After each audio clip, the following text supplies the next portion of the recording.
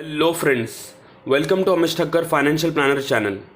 First of all, wish you a happy new year because ये channel पे ये साल की ये पहली वीडियो है. आई होप आप सब सेफ हो. जैसे कि पैंडेमिक अभी ऑलमोस्ट एंड पे ही है, वैक्सीनेशन थोड़े टाइम में सबको मिल जाएगी. So I hope you all are safe. और अब हम आगे बढ़ते हैं. आज हम व्हाट इज़ आईपीओ के बारे में जानेंगे. इनिशियल पब्लिक ऑफर क्या है उसे डिटेल में समझेंगे और उसकी चेकलिस्ट भी जानेंगे. मतलब आपको क्या क्या चीज़ ध्यान में रखनी है या फिर कैसे ही वो वर्क करती है, सब कुछ आपको बताया जाएगा ये वीडियो में. ये वीडियो मेरे पार्टनर या फिर आप भाई बोल सकते हैं पूजन शाह के कोलैबोरेशन में है. उनका चैनल है फाइनेंस ब्रेन, उसका लिंक भी मैं आपको डिस्क्रिप्शन में दे रहा हूँ. वो एक सीए फाइनलिस्ट, सीएस फाइनलिस्ट और एफआरएम के एस्पिरेंट है. उनको 4 साल से ज़्यादा का एक्सपीरियंस है फाइनेंशियल सेक्टर में. उनका चैनल आपको प्रोवाइड करता है सभी तरह के financial news, social news, stock market and commodity and currency market, also global market के प्रिडिक्शन भी उनके चैनल पे आपको मिलेंगे. तो उनका काफ़ी इन्फॉर्मेटिव चैनल है, आप डेफिनेटली उसे सब्सक्राइब कर सकते हैं. अभी अगली स्क्रीन जो रहेगी वो पूजन शाह की रहेगी. वो आपको आईपीओ के बारे में डिटेल में बताएंगे. तो ज़रूर देखिए पूरा वीडियो और एंड तक देखिए और आप कमेंट में बताइए कि कैसा लग रहा है आपको उनका वीडियो, और उनके चैनल को ज़रूर से सब्सक्राइब कीजिए. नेक्स्ट स्क्रीन रहेगी पूजन शाह की. Hello viewers, welcome back to your own channel Finance Brain. So this is the second video on this channel और आज का टॉपिक है what means an IPO, what is the meaning of an IPO and what is the checklist, what are the material points, हमें क्या research करना चाहिए, हमें क्या एनालिसिस करना चाहिए बिफोर सब्सक्राइबिंग और अप्लाइंग फॉर एन IPO. हम सभी पॉइंट्स डिटेल में देखेंगे और हम ये भी देखेंगे कि आईपीओ किस खेत की मूली है भाई. क्या सच्ची में जब फाइनेंस का नीड होता है तब कंपनी आईपीओ लेके आती है या अंदर कुछ गड़बड़ घोटाला भी है दोस्त. तो हम सभी पॉइंट्स डिटेल में चेक करेंगे. So by starting with the simple definition of an IPO. IPO means initial public offering. तो जब भी कोई कंपनी या एंटिटी को फाइनेंस का नीड होता है, पैसों की जरूरत होती है, वो पैसों की जरूरत किसी भी चीज के लिए हो सकती है, जैसे कि for financing a particular project, for adopting a new technology, for restructuring the internal business, या फिर कोई भी चीज, या फिर acquiring another business of it same category और different category. So application of funds कुछ भी हो सकता है, पर जब भी कंपनी को फाइनेंस का नीड होता है तो दो ही ऑप्शंस होते हैं कंपनी के पास. वो है फर्स्ट होता है डेट. डेट माने कि any type of loans, loan from a bank, loan from NBFCs, loan from private parties. So it basically means loan from anybody. तो उसमें आ जाएगा interest component and the concern party जिससे हमें loan मिला है, company को जिससे लोन मिला है, वो बन जाएगी लाइबिलिटी कंपनी के लिए. It will be the liability for a company to repay the loan. Okay. And second option for financing the company होता है through equity mode. और जब भी equity का मोड आता है तभी IPO का participation आता है. So for a simple definition, IPO means when a company raises finance through equity mode, it means an IPO. A simple and steady definition. IPO के दो फीचर्स होते हैं जिससे कंपनी को इंटरेस्ट होता है कि वो आईपीओ लेके आए मार्केट में. तो वो दो कौन से फीचर्स होते हैं. फर्स्ट फीचर होता है कि अगर किसी कंपनी को अपना बिजनेस एक्सेल करना है, अगर किसी कंपनी को अपना बिजनेस ग्रो करना है, तो उसे एक्स्ट्रा फंड्स चाहिए होते हैं और इसके लिए वो आईपीओ लेके आती है.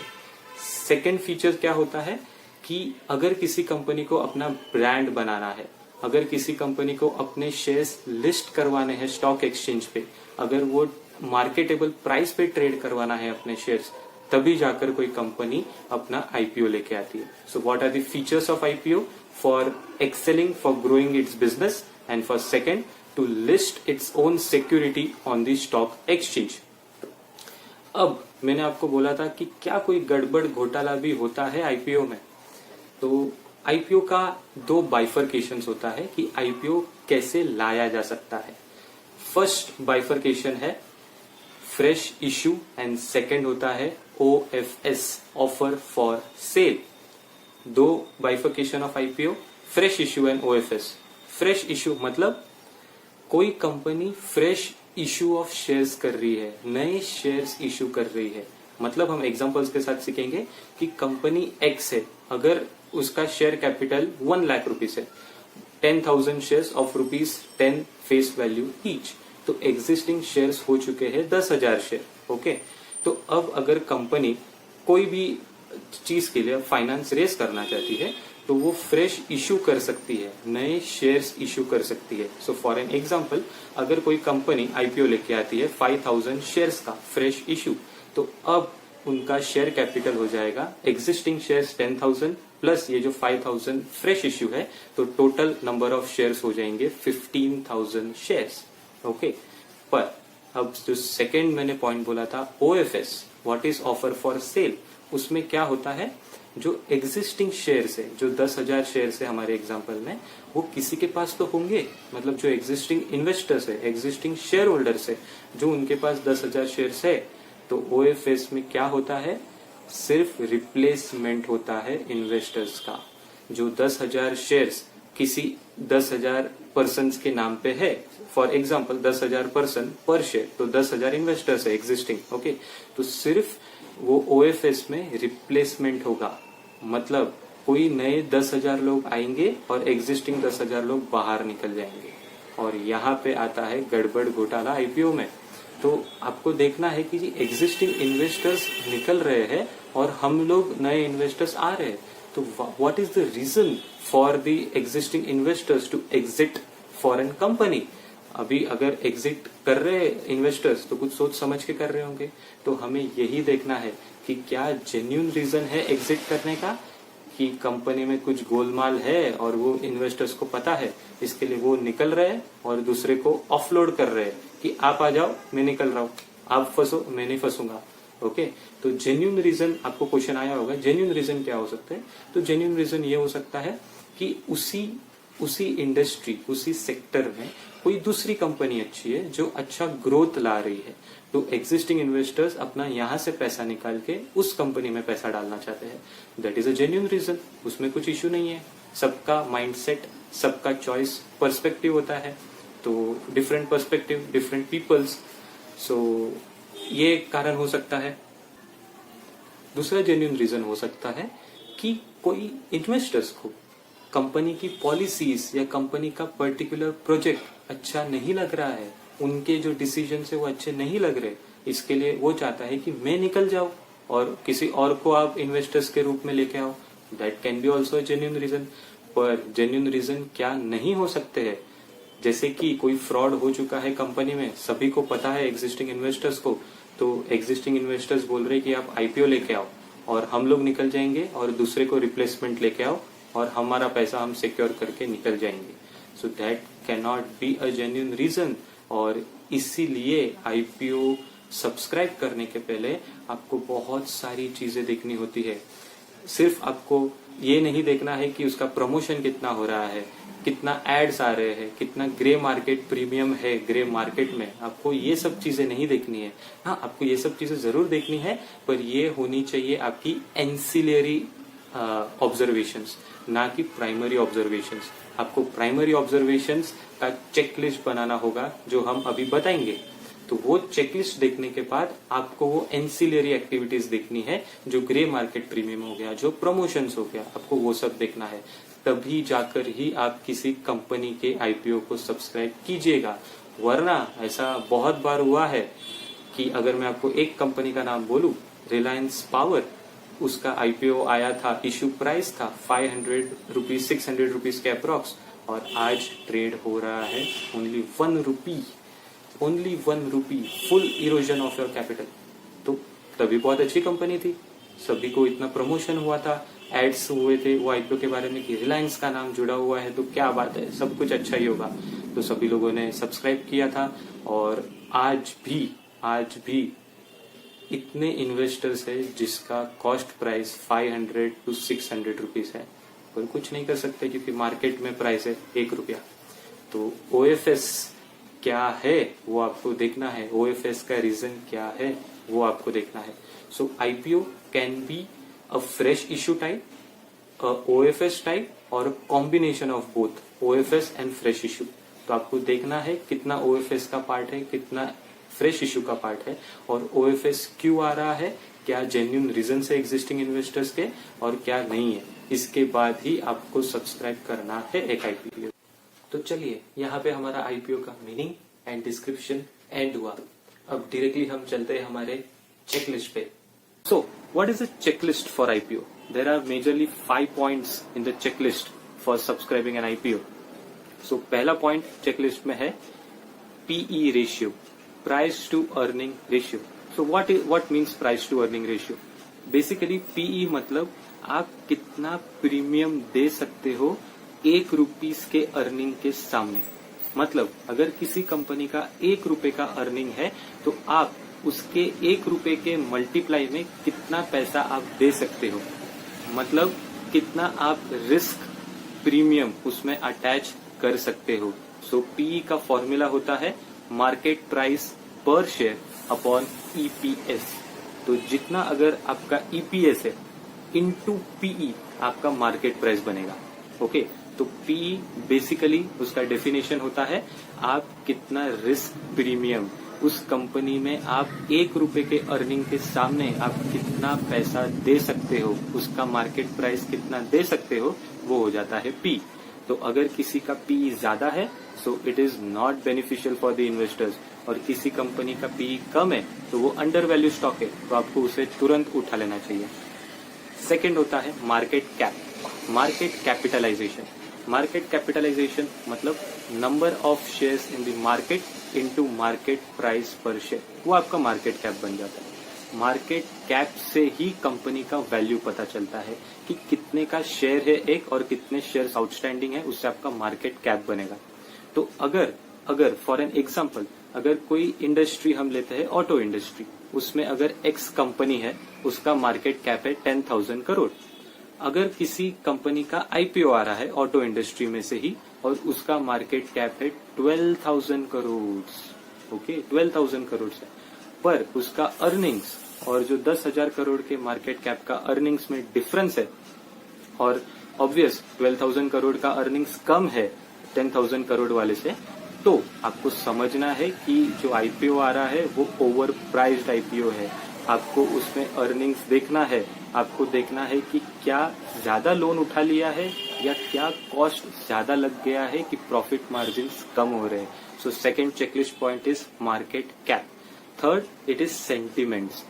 अगर जो आईपीओ लेके आ रही है कंपनी, उसके प्रमोटर्स, उसके एग्जिस्टिंग इन्वेस्टर्स किसी इलीगल या किसी एडवर्स इवेंट के साथ जुड़े हुए हैं, तो उस आईपीओ को इतना डिमांड नहीं आएगा. हम एग्जांपल लेते हैं, करंट एग्जांपल, ग्लैंड फार्मा का आईपीओ आया था जिसके प्रमोटर्स और जिसके मेजर इन्वेस्टर्स चाइनीज कंपनीज थे. तो इंडिया में जैसे आपको पता है माहौल, चाइनीज एप्स, चाइनीज प्रोडक्ट्स को बैन किया जा रहा है. तो आपको ये समझना है कि अगर उसके प्रमोटर्स, उसके मेजर इन्वेस्टर्स ही चाइनीज है तो कहीं ना कहीं इफेक्ट आएगा कंपनी को, हो सकता है, और इसके वजह से आपको उस आईपीओ से दूर रहना है. तो सेंटिमेंट्स बहुत बड़ी चीज होती है. आपको उसके प्रमोटर्स, उसके बिजनेस किस रिलेटेड है, किस चीज के लिए इफेक्टेड है, और अगर वो एडवर्सली इफेक्टेड है तो आपको उससे बच के रहना है. चौथा चेकलिस्ट वाला पॉइंट है ग्रोथ. अगर कोई इंडस्ट्री है, जैसे हमारे एग्जांपल में ऑटो इंडस्ट्री है, अगर ऑटो इंडस्ट्री में एवरेज ग्रोथ 10% है, तो क्या जो आईपीओ आ रहा है ऑटो इंडस्ट्री में अभी जो नई कंपनी का, उसका ग्रोथ क्या है? अगर उसका ग्रोथ इंडस्ट्री लेवल के ग्रोथ से नीचे है, it is not a good IPO. You should not give more than a average price to that IPO. अगर वो ओवर वैल्यूड आईपीओ है तो आपको उसे अपने लिस्ट से ही निकाल देना है. तो ग्रोथ बहुत इंपॉर्टेंट है. अगर इंडस्ट्री के ग्रोथ के नीचे अगर वो कंपनी का ग्रोथ है, you should cautiously approach to it. आपको देखना है कि प्राइस क्या है, उसका पीई क्या है. जो फर्स्ट चेकलिस्ट है उसका ज्यादा पी है तो हरगिज आपको उसको अवॉइड करना है उस आईपीओ को. Okay, and the last checklist point which is the most important point, it is debt equity ratio. What is the debt equity ratio of that company? What means debt equity ratio? The suitable, the most affordable debt equity ratio is 1:1. 1 रुपया loan का, 1 रुपया equity का, ये सबसे favourable ratio होता है। पर अगर 3:1, 4:1 डेट इक्विटी रेशियो है, मतलब 1 रुपया इक्विटी के सामने 4 रुपए डेट, 4 रुपए का लोन उठाया है, तो आप समझ लो 4 रुपए के लोन के सामने कितना इंटरेस्ट जाएगा।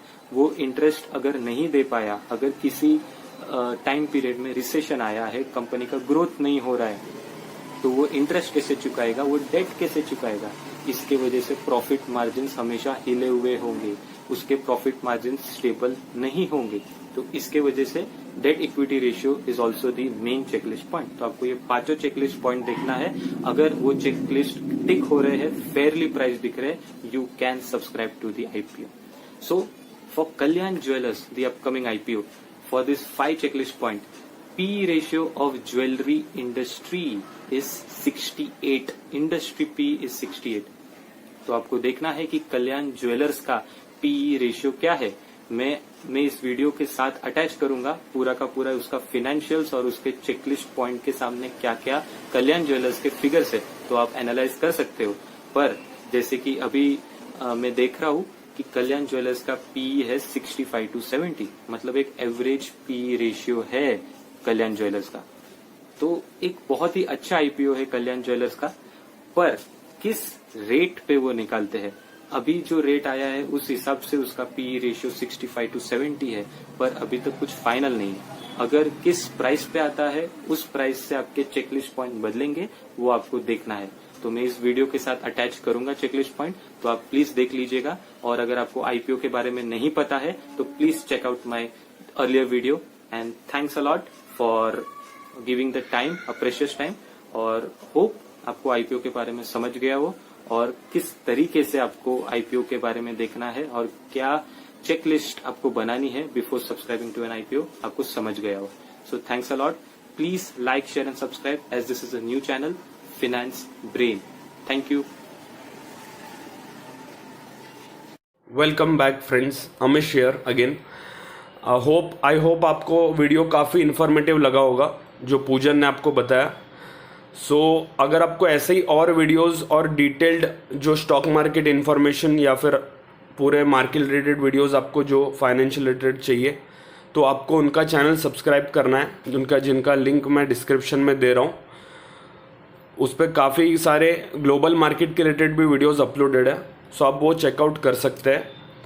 और अब मैं आपको बताना चाहूँगा कि हम लोग एक पार्टनरशिप में कंसल्टेंसी भी देते हैं, वो भी बहुत स्पेशलाइज्ड वे में। Intraday cash market, future options tips, long term and short term tips और all types of mutual fund tips, ये सब हम आपको कंसल्टेंसी सर्विसेज देते हैं। तो अगर आप इसमें से कोई भी सर्विस लेना चाहते हो तो आप मुझे मेल या फिर कांटेक्ट कर सकते हो। हर बार की तरह डिस्क्रिप्शन में मेरा मोबाइल नंबर और ईमेल आईडी दिया गया है, तो आप डेफिनेटली कांटेक्ट कर सकते हो। और आपको अगर फ्री डीमैट अकाउंट खोलना है तो उसकी भी मैंने लिंक्स दे दी है डिस्क्रिप्शन में। एंजल ब्रोकिंग, सैमको सिक्योरिटीज़ और एनजे वेल्थ, तीनों की लिंक मैंने दी है डिस्क्रिप्शन में। आप अपना फ्री डीमैट अकाउंट ओपन कर सकते हो। और अंत में इतना ही बोलूँगा कि सब्सक्राइब कीजिए फाइनेंस ब्रेन चैनल को, और मेरे चैनल को भी आप सब्सक्राइब कीजिए। Like, share, subscribe the channel और शेयर कीजिए फैमिली फ्रेंड्स के साथ। और स्टे ट्यून रहिए फ्रेंड्स, आगे बहुत सारी इंश्योरेंस रिलेटेड और फाइनेंस रिलेटेड वीडियोस इस चैनल पे आने वाली है। तो keep sharing, keep supporting. Thanks a lot.